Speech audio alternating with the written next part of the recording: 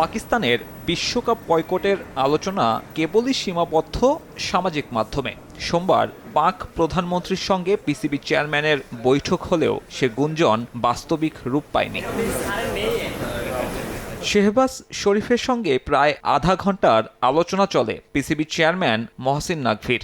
ধারণা ছিল বহুল প্রতীক্ষিত এই সভা শেষেই আসতে পারে বিশ্বকাপ নিয়ে চূড়ান্ত সিদ্ধান্ত। যদিও বেশ কিছু পাকিস্তানি গণমাধ্যমের খবর বিশ্বকাপ খেলবে মেন ইন গ্রিন, তবে তাৎক্ষণিকভাবেই সে সংবাদের বিরোধিতা করে নিজের এক্স হ্যান্ডেলে অপেক্ষা করতে বলেন পিসিবি চেয়ারম্যান নিজেই।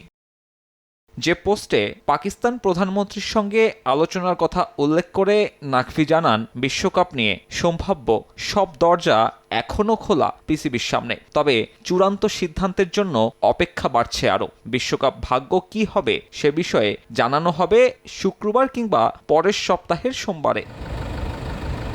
এমন ঘোষণার পর পাকিস্তানের বিশ্বকাপ বয়কটের সম্ভাবনা যেমন কমেছে, তেমনি গুঞ্জন উঠেছে পিসিবির উদ্দেশ্য নিয়েও। একদিকে বিশ্বকাপ স্কোয়াড ঘোষণা সহ নিজেদের প্রস্তুতি চলমান রাখা, অন্যদিকে বয়কট নিয়ে নানান সময় ঝাঁঝালো বক্তব্য। পাকিস্তান আসলেই বাংলাদেশের পাশে থাকবে নাকি এই ইস্যুতে তারা স্রেফ আলোচনায় থাকতে চাইছে, সেটা নিয়েও প্রশ্ন উঠছে।